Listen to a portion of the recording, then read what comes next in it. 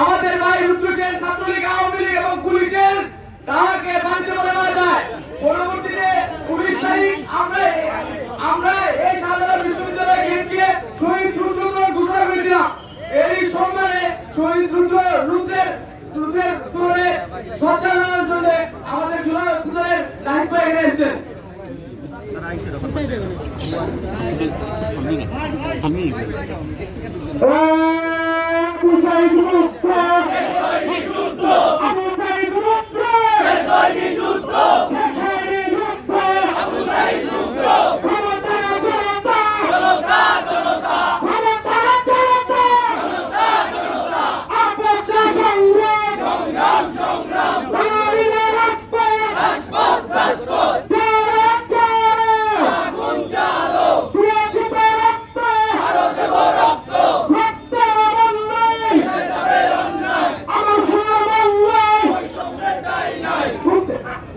ভাই আপনি ওখানে চলে গেছেন।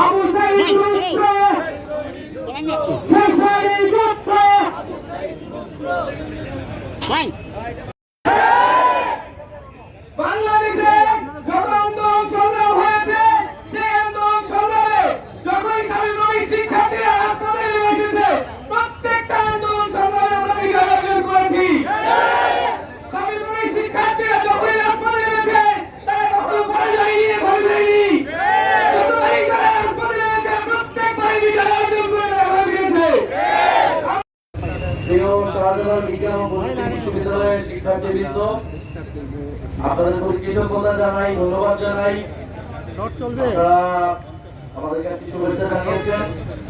আমরা দেশ করতে জুলাই পদযাত্রায় সিলেট এসেছি। আজকে সিলেটে আমাদের কর্মসূচি, কিন্তু আজকে শাহজালাল বিজ্ঞান ও প্রযুক্তি বিশ্ববিদ্যালয়ে গেটে এসেছি আমরা কোনো রাজনৈতিক দল হিসেবে নয়, বরং জুলাই গণ অভ্যুত্থানে আমরা একসাথে যে লড়াই করেছিলাম, আমরা সহযোদ্ধা হিসেবে ফ্যাসিবাদের বিরুদ্ধে একটা গণ অভ্যুত্থানে অংশ নিয়েছিলাম, তার স্মৃতিচারণ করতে এবং সাবিপ্রবির যে অসীম সাহসিকতার সাথে এখানকার শিক্ষার্থীরা লড়াই করেছিলেন এবং এই গেট থেকে যে আন্দোলন শুরু হয়েছিল, পুরো সিলেটে এই আন্দোলন ছড়িয়ে গিয়েছিল।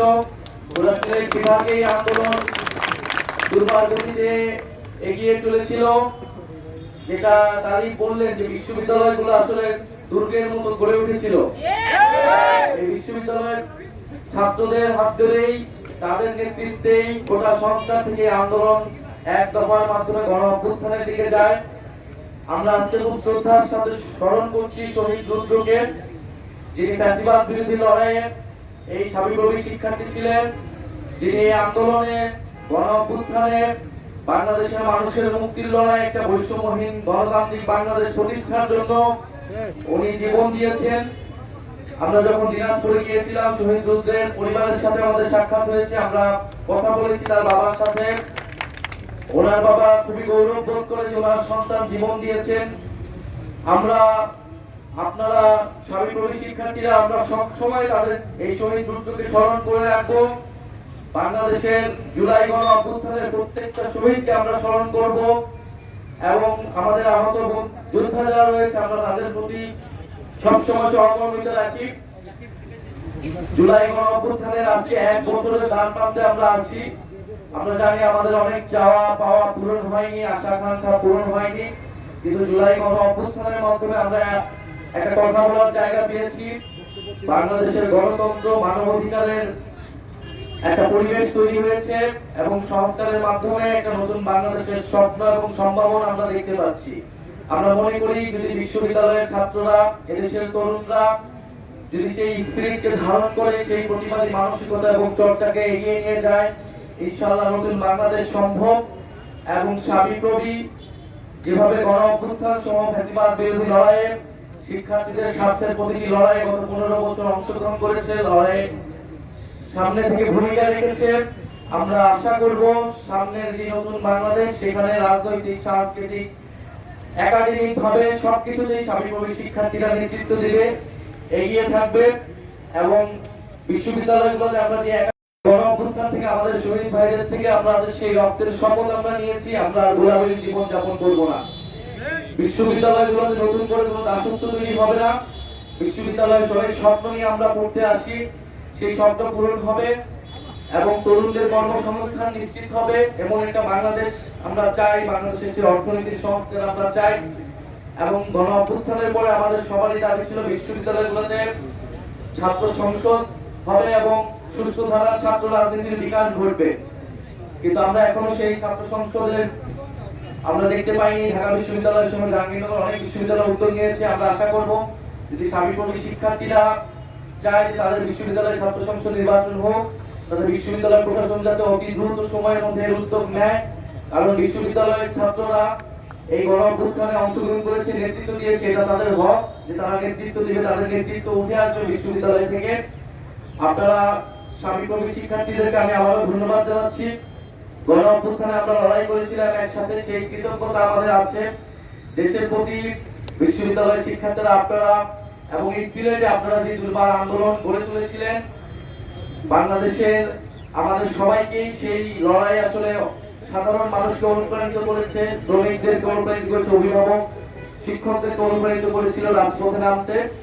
বিশ্ববিদ্যালয়ের ছাত্ররা আমাদের পড়াশোনার জীবনে আমাদের প্রধান দায়িত্ব কর্তব্য, কিন্তু দেশের প্রয়োজনে আমরা কলম ছেড়ে রাজপথে আসতে পারি।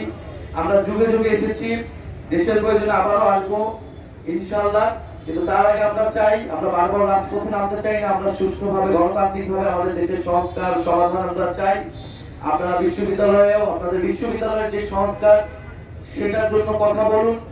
কারণ এই বিশ্ববিদ্যালয়গুলোতে আপনার পরবর্তী প্রজন্ম আসবে, আমাদের পরবর্তী প্রজন্ম আসবে, তাদের জন্য একটা সুস্থ ধারার বিশ্ববিদ্যালয় একাডেমিক পরিবেশ থাকবে, তারা ঠিক মতো জীবনযাপন করতে পারবে, ঠিক মতো খাবার দাবার বিশ্ববিদ্যালয়ে নিশ্চিত হবে, লাইব্রেরি থাকবে, পড়াশোনার পরিবেশ থাকবে, সুস্থ ধারার ছাত্র রাজনীতি থাকবে। এটা নিশ্চিত করে যাওয়া পরবর্তী প্রজন্মের জন্য আপনারা আমার সকলেরই দায়িত্ব।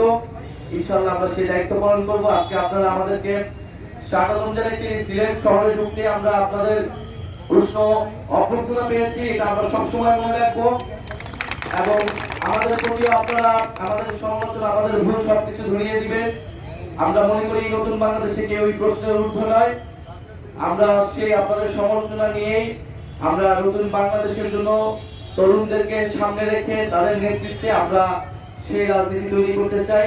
ইনশাআল্লাহ আপনাদেরকে আমরা সাথে আগামী লড়াই জারি রাখার জন্য এই মুহূর্তে প্রোগ্রামে দিচ্ছেন সাবিপ্রবী আহ্বায়ক পালন বক্তিয়ার সদস্য সচিব হাফিজ ইসলাম।